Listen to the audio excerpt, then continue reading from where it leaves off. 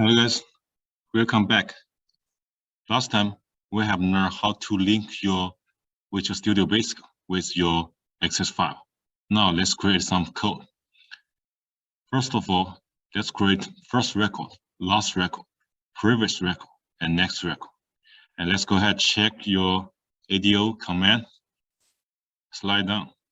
You will see this for line. We can use table name binding source dot move first, move last, move next, and move previous to do those commands. Okay, let's try to do this. Double click your first record button.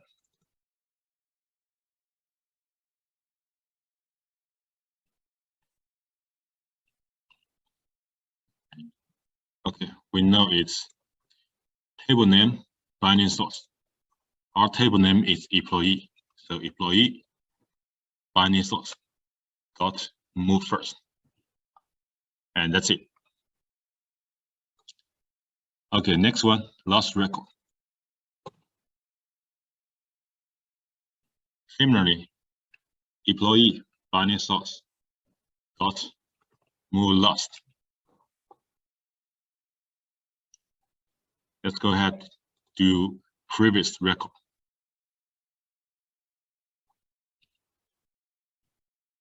Employee binding source dot move previous. And next record.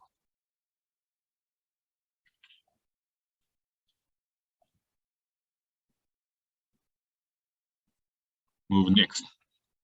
Okay, that's all for this those button. And there's one thing we need to build for our previous lab. When we click next button and previous button, we need to review all employee as a loop. For example, if I am reached to the last employee, I still click next button. I will go back to review my first employee. If I am in my first employee, I still click previous button. Then I will go back to review my last employee. So we need to build an if structure to take care of those two conditions. That's why we need the total. When we go to last employee, we need to reach the last index, which should be total -1. When we go to the first employee, it should be 0, which is our first index. So you need to build this by yourself. And let's go ahead, build your add button. Double click it. For the add button, we have a large if statement. So let's build them first. If, let's check what's this button. For the add button, it's button 8.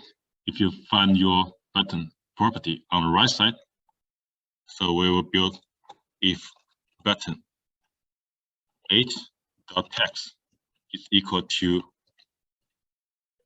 add. Then we do something. Else we do something. When I click the button, we will add the new things and change the button text into save. Next time I click the save button, I will update those new information into my employee access file. So first time, if I click add button, I will change the button text into save.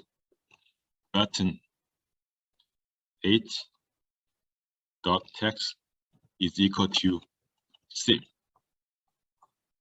And then let's go ahead and check your ADO command. If I need to add something, I need to use table name binding source dot add new. If I need to save something, I need to use me dot table name binding source unedit, and also me dot table name table adapter update with your current table. Okay, let's do this first. Me dot table name employee binding source dot add new. Okay, now we have add new things. And don't forget, disable all button, but only enable the add button. So let's use X disable. So please build it by yourself, or you can copy your previous lab server to here directly. And also enable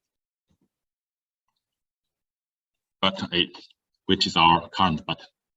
After I added new things, we can save them.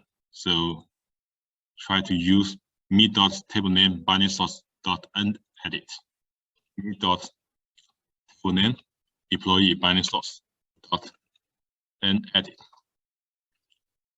Next one, we use me.tablename table adapter .update, me.tablename employee table adapter .update parentheses. And also, we need to put me.database name dataset.tablename employee b dataset your table name employee. Okay, and don't forget enable all button called xable.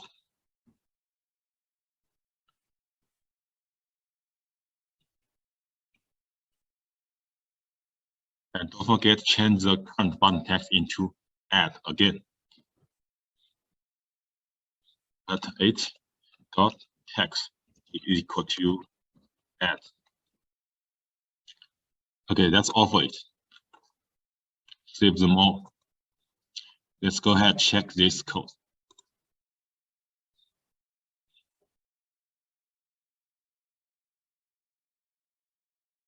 Okay, this is my first employee.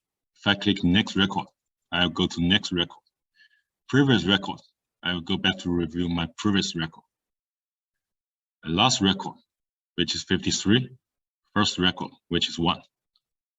Okay, let's try to add something.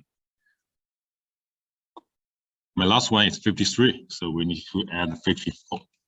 And let's simply type everything as 1, 2, 3. Save. First record, last record. Now I have add 54. Let's exit the program and rerun the program to see if I have updated everything into the Access file.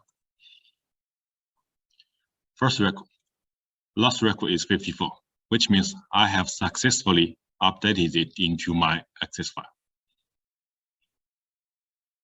Okay, that's all for your program.